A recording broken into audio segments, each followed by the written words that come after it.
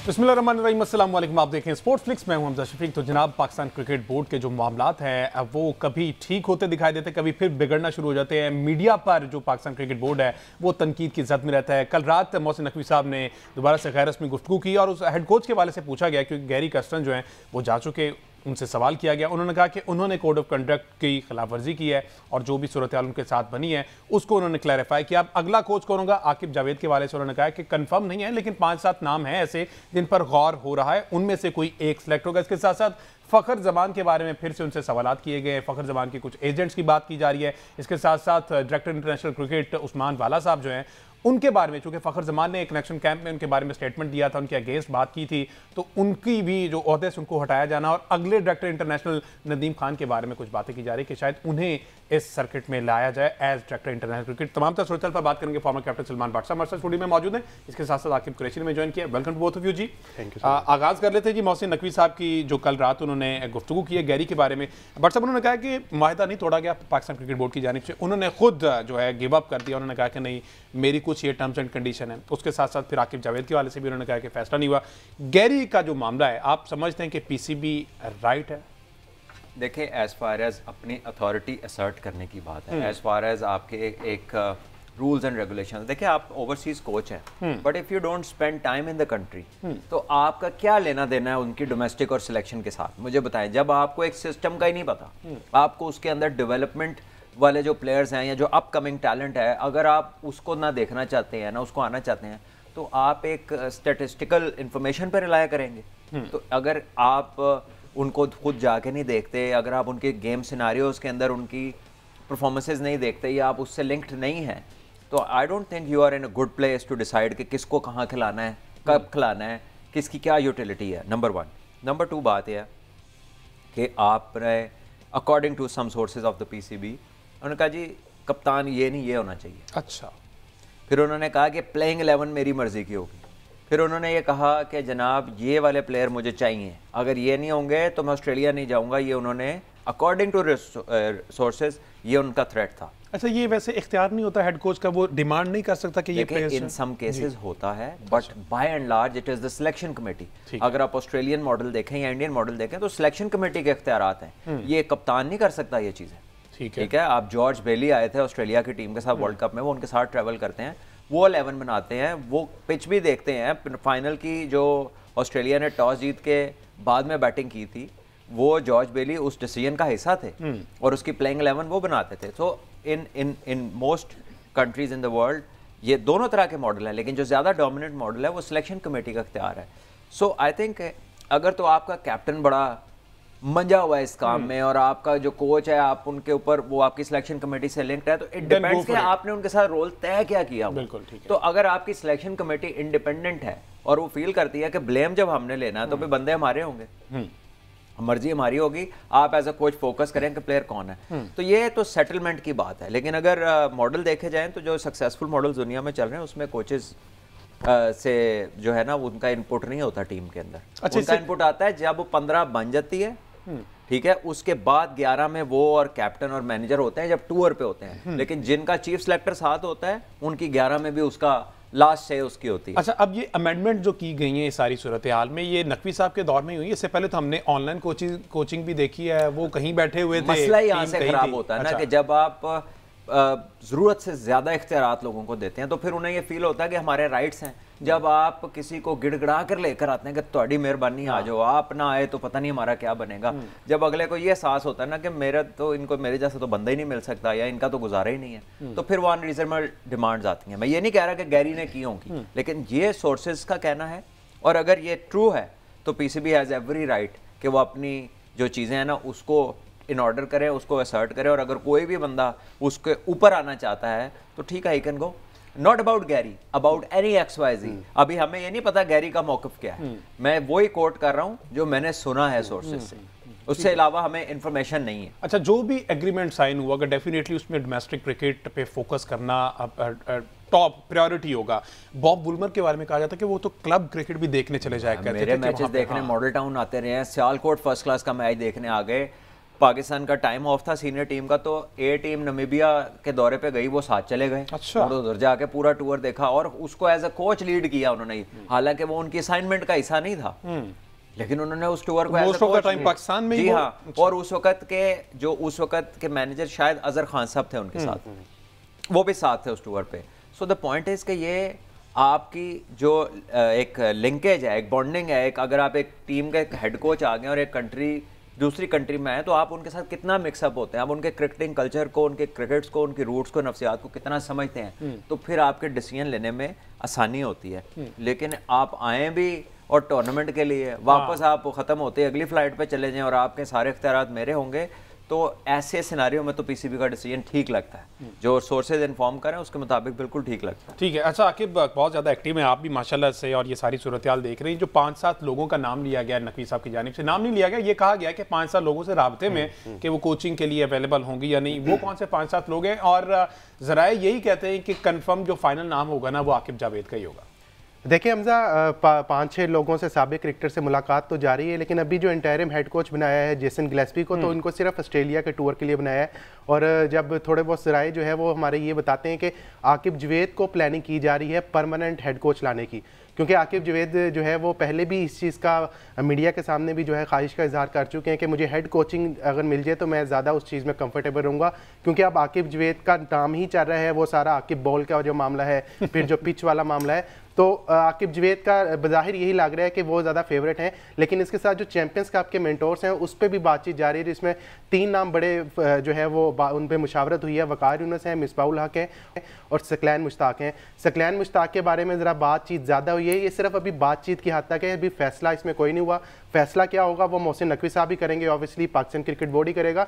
दूसरा ये जो भी गैरी क्रिस्टियन की बात हुई थी, ऑब्वियसली जो सलमान भाई ने बातें की बिल्कुल ठीक है, पाकिस्तान क्रिकेट बोर्ड को उनके साथ ये करना चाहिए था। लेकिन मैं थोड़ा सा पीछे जाना चाहूँगा कि जब कनेक्शन कैंप में सलमान नसीर साहब सेंटर में बैठे थे, एक साइड पे गैरी क्रिस्टियन, एक साइड पे जेसन गिलेस्पी, तो हमें उस प्रेस कॉन्फ्रेंस में बताया गया था कि they are one of the best, हमने इनको फ्री हैंड दिया है और ये जो कहेंगे हम वो करेंगे।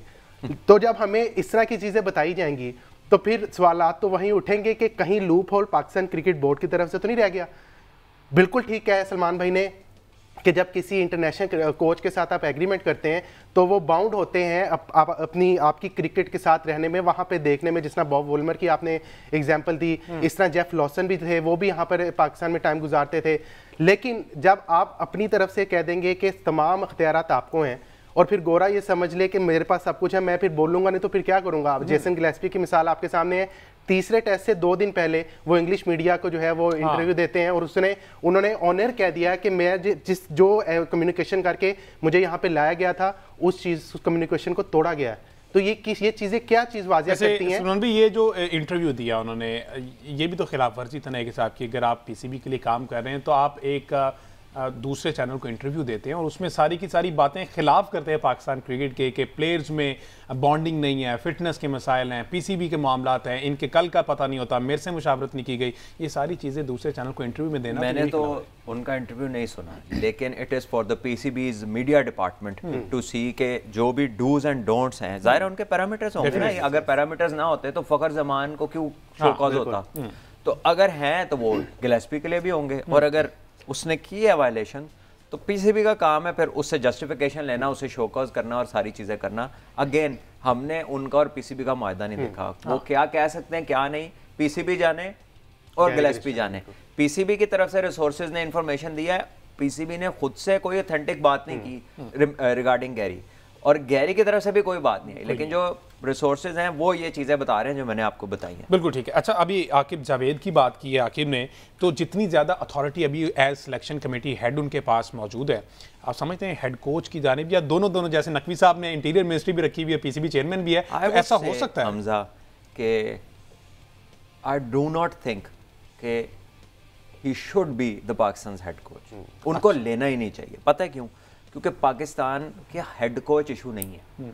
हेड कोच तो एक लास्ट रिसोर्ट है, आखिरी चोटी पे जाके एक बंदा खड़ा होता है प्लेयरों के साथ, वो हेड कोच है जिसने आपकी बेस सेट करनी है, आपका सिस्टम रेजोरेक्ट होने वाला, आपकी डोमेस्टिक सारी 19-20 है, आपके जो डोमेस्टिक के कोच है चंद उनमें से अच्छे हैं, चंद है जो साल से लगे हुए, रिजल्ट कोई नहीं है। वो बिल्कुल इधर से ठप्पा खाया उधर से ठप्पा खाया इधर, कभी डोमेस्टिक का कोई डिजाइन हो जाता था, पिछले 5-7 साल देख लेना, कभी कुछ, कभी डिपार्टमेंट नहीं है, कभी है, कभी ग्रेड 2 में जी ये है, कभी डिस्ट्रिक्ट नहीं खेलोगे तो आगे नहीं खेल सकते। तो इस क्रिकेट की वैल्यू हर साल इनके जो पैरामीटर्स हैं ना उसमें तब्दीलियां आती हैं, प्लेयर्स कंफ्यूज्ड हैं कि हमने आखिर जाना किधर है होना।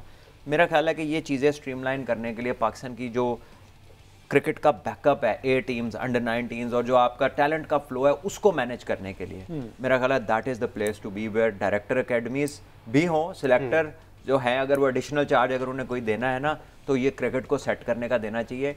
क्योंकि हम ये देखते हैं कि पाकिस्तान की डिसीजन मेकिंग में क्रिकेट की अंडरस्टैंडिंग का तो एलिमेंट जो है उसको तो आप लिफ्ट ही नहीं कराते। यानी कि आपके लिए एट टाइम्स ऐसा लगता रहा पिछले काफ़ी सालों में कि डिसीजन मेकिंग उनके पास होती रही जिनका उससे डीप रूटेड ताल्लुक ही नहीं है, जिनका वो विजन ही नहीं है, जिनकी वो नॉलेज ही नहीं है, और वो डिपेंडेंट है उन लोगों के इन्फो के ऊपर जिनका अपना कोई ताल्लुक नहीं। अब जब एक का ताल्लुक नहीं है, दूसरे का ताल्लुक नहीं है और इन्फॉर्मेशन ट्रैवल कर रही है, वो तो आप एक कमरे में बैठे 10 बंदे के कान में बात बताएं और उसके आगे आगे तो 10वें तक बात तब्दील हो जाएगी। ऐसे ही ठीक है जी। तो जब आपकी इन्फॉर्मेशन इतने हैंडों से जानी है तो कसूर बैठे हुए बंदे का इतना है कि वो डिपेंडेंट है बिकॉज उसको खुद समझ नहीं है, उसके पास वक्त नहीं है, या उसकी जो स्कोप ऑफ वर्क है वो निकाल नहीं सकता इतना वक्त है वो ग्राउंडों में जाए और विजिट करे और वो देखे। ठीक है। तो आई थिंक ये जो बंदा कनेक्टेड है क्रिकेटर्स के साथ, he can be the best possible man to resurrect these things. अच्छा मैं ब्रेक लेने की ब्रेक के बाद वापस आते तो कहते हैं क्योंकि नकवी साहब ने कल के स्टेटमेंट में कहा कि चैंपियंस ट्रॉफी के लिए दुआ करें, दुआ जो है वो तकदीर बदल देती है, ये का मामला, इस पर बात करेंगे ब्रेक के बाद। स्टे विद अस।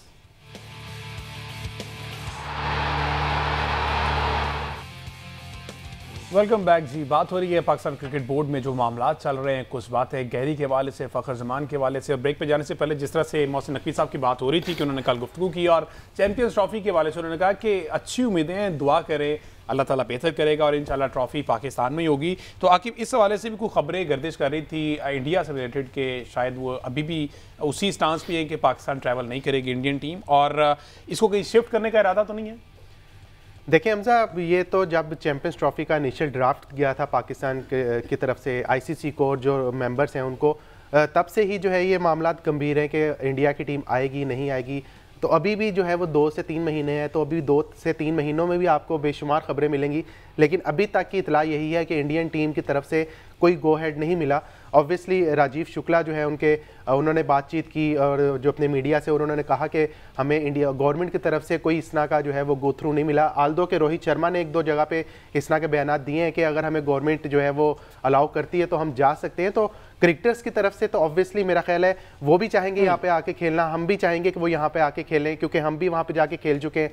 फिर कल रिजवान ने भी जो है वो प्रेस कॉन्फ्रेंस में इस बारे में बात की कि हम वो चाहते हैं कि इंडिया की टीम यहाँ पे आए तो हम उनको शानदार किस्म का वेलकम करेंगे। पाकिस्तान क्रिकेट बोर्ड की तरफ से तमाम चीजें तैयार है, वो अपने मौके पर डटा हुआ है कि चैंपियंस ट्रॉफी पाकिस्तान में होगी, तमाम टीमें आएंगी। और नकवी साहब ने कहा था कि भारत के मामले पे ना अल्लाह ताला से दुआ है कि भारत मान जाए, तो ये जरा जो रिक्वेस्ट करने का बचना होता ना उसके बारे में भी डॉक्टर यही कहते हैं कि वो दुआ करें, दुआ से कुछ भी हो सकता है। तो वो अक्सर होता है दुआ बदल भी देती है, कई दफा तो हो सकता है वो आ भी जाए। मतलब उन्होंने कहा कि उनके लिए दुआ है कि इन्हें लाहौर ले जाओ। पीसीबी हो गए या कैप्टन पाकिस्तान का या चेयरमैन पीसीबी, वो तो वेलकम ही कर रहे हैं ना, और उनकी तो हत्तुल इम्कान कोशिश है कि इंडिया आए। तो अब दुआ तो ये है ना, वो जरा जिसने जिद लगाई है फैसला तो उसने लेना ना। अच्छा क्विकली आकिब जरा अपग्रेडेशन के बारे में बता दें। कज़ाफ़ी की आज स्पेशल नकवी साहब ने तमाम जो साफियों को बुलाया हुआ था, अपडेट क्या किया है, कहाँ तक पहुँचे ये मामला? देखिए हमजा, आज जो है वो पाकिस्तान क्रिकेट बोर्ड की तरफ से जो है वो स्टेडियम का दौरा कराया गया और बड़ा शानदार और अभी तक का जो है बड़ा तेज़ काम चल रहा है। 2nd फ्लोर की जो है वो छत जो है उसको 70% कंप्लीट कर दी गई है। बड़ा एक अच्छा फील आया जब उनका पूरा दौरा करवाया। तमाम लाइट जो इनक्लोजर्स हैं उनको तोड़ा गया है, उनकी सिटिंग कैपेसिटी जो है वो 34,000 की जा रही है, पहले जो थी वो 27,000 थी, ऑफिशियली अब 34,000 की जा रही है और ये आगे भी ज़्यादा मजीद हो सकती है। जो सबसे अहम सवाल था वो थे जो टावर्स लगे हुए थे, लाइट टावर्स, उसके बारे में जो है डायरेक्टर इंफ्रास्ट्रक्चर काजी जवाद साहब ने ये बताया कि टावर लगे रहेंगे जो, लेकिन जो उसके अंदर लाइट्स हैं वो तब्दील की जाएंगी, और छत के बारे में भी वो सारी चीज़ें देख रहे हैं। और कज़ाफ़ी स्टेडियम को सोलर पैनल पे करने का प्लान है। अगर तो सोलर पैनल पे जो है वो कज़ाफ़ी स्टेडियम आ जाता है तो यकीनन ये एक बहुत बड़ा प्रोजेक्ट होगा। और जो जिस तरह की बिल्डिंग बनाई जा रही है, मैं समझता हूँ state of the art building होगी, बड़ी शानदार बिल्डिंग होगी। क्रिकेट टीमों के लिए जो इंटरनेशनल टीम्स आएंगी उनकी एंट्रेंस अलहदा बनाई गई है, VIP गेस्ट्स के लिए एंट्रेंस अलहदा बनाई गई है, उनके फ्लोर्स अलहदा हैं, पवेलियन अलहदा है, कमेंट्री बॉक्स अलहदा है। और हमें जो है वो पवेलियंस का भी दौरा करवाया गया, तो देख के फील आ रहा था कि एक ये इंटरनेशनल लेवल का, क्योंकि सलमान भाई इंटरनेशनल जो पवेलियन वहाँ पे काफ़ी दफ़ा जो है वो बता सकते हैं, वही अच्छी तरह बता सकते हैं कि क्या एक शानदार फीलिंग आती है, क्योंकि कज़ाफ़ी हमने देखा वही वाली फील आती है। बाकी सलमान भाई ज़्यादा वो अभी सलमान भी कुछ खबरें ये भी कि वो जो आगे बैरियर थे ना वो ख़त्म कर देंगे, अब बिल्कुल आप बराह रास्त देख सकते हैं। बिल्कुल, मेरे भी सुनने में ये आया कि ये जो आगे आपका केज बना हुआ था ना, जो आपके बार्स थी आगे, वो ख़त्म हो जाएंगे और आपका जो व्यूइंग एक्सपीरियंस है ना वो विदाउट दैट केज होगा, वो उसमें वो स्टील बार्स ख़त्म कर दी जाएंगी। तो ये बड़ा शानदार है, शायकीन अपने सामने अपने हीरोज़ को देख सकते हैं। और बीच में शायद वो एक डेप्थ क्रिएट कर रहे हैं कि जो आप पार ना कर सकें, क्योंकि प्लेयर्स की तरफ ना जा सकें आप। तो I think it's going to be amazing experience. जो जाएगा उसका एक और ही देखने का एक्सपीरियंस होगा, क्योंकि पाकिस्तान में लोग ऐसे यूज्ड टू नहीं है। ऑस्ट्रेलिया, इंग्लैंड, साउथ अफ्रीका में तो वो बिल्कुल अपने सामने अपने प्लेयर्स को देख रहे होते हैं। अच्छा, ये इसी में अपडेट बता दूं, क्योंकि हमें भी पहले ये पता था कि वो बिल्कुल क्लीन व्यू आएगा, लेकिन अब जो है वो एक बाड़ बना रहे हैं जिसको सिक्योरिटी बैरियर कहते हैं। वहाँ पे जंगला लगाने की जो है प्लानिंग हो चुकी है, बल्कि जो नया मॉडल है उसमें जंगला लगाएंगे। और उसकी जो वजह बताई गई है डायरेक्टर इंफ्रास्ट्रक्चर की तरफ से, वो ये है कि शायकीन क्रिकेट वहाँ से छलांग मार के अंदर ना आ जाए, क्योंकि जज्बाती आपको पता है हमारे फैंस होते हैं। नहीं तो आगे भी फुटेज हमारे सामने चल रही है, अब इसमें तो वो खंदक टाइप है, जंगला नहीं खंदक है। जी सलमान भाई, तो खंदक में अगर आप डाइव मारेंगे तो आप अंदर ही जाएंगे, उसे पार नहीं कर सकते आप। वो हमें भी पहले ही आज उन्होंने क्लियर किया इस चीज़ को। वो जो खंदक बनाई गई थी वो पहले थी ड्रेनेज सिस्टम के लिए, जो पानी होगा, जिस तरह बेंगलोर का चना स्वामी स्टेडियम था, पानी सारा उसमें एब्जॉर्ब होगा। अब उसके ऊपर एक दीवार बनाएंगे ताकि बॉल अंदर ना जाए।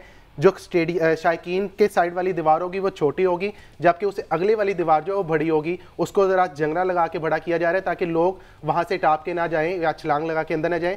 ऐसा हमें जो है वो डायरेक्टर इंफ्रास्ट्रक्चर ने बताया है। तो वो जो हमें पहले क्लीन व्यू वाला मामला था ना, हम भी बड़ा खुश थे कि क्लीन व्यू मिलेगा, तो वो अब चेंजेस उसमें थोड़ी सी हुई है। मॉडल में पैसे लगा के करानी आपने जंगले के इर्द गिर्द मुलाकात है, तो मेरा नहीं ख्याल कि वो कोई अच्छा एक्सपीरियंस होगा किसी व्यूअर के लिए।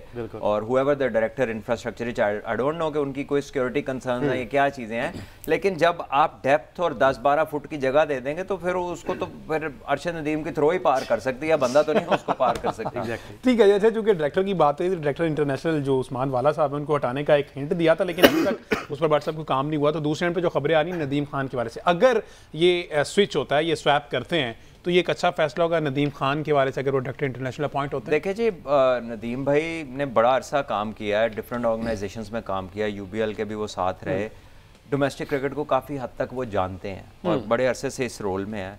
तो maybe he proves to be you know different, ज़ाहिर है डिफरेंट तो वो हैं ही, लेकिन he proves to be very good in that position, who knows. ठीक है, तो मेरा ख्याल है कि अगर अपॉर्चुनिटी उन्हें मिलती है, it might work for Pakistan. इस बारे बातें चल रही हैं जी? जी बिल्कुल चल रही है। मोहसिन नकवी साहब की टेबल पे उस्मान वाला साहब की फाइल पड़ी हुई है, जो हमारे सोर्स बताते हैं, लेकिन उस्मान वाला साहब के पास शायद कोई तगड़ी पावर है, इस वजह से उनको हिलाने की कोशिश नहीं की जा रही।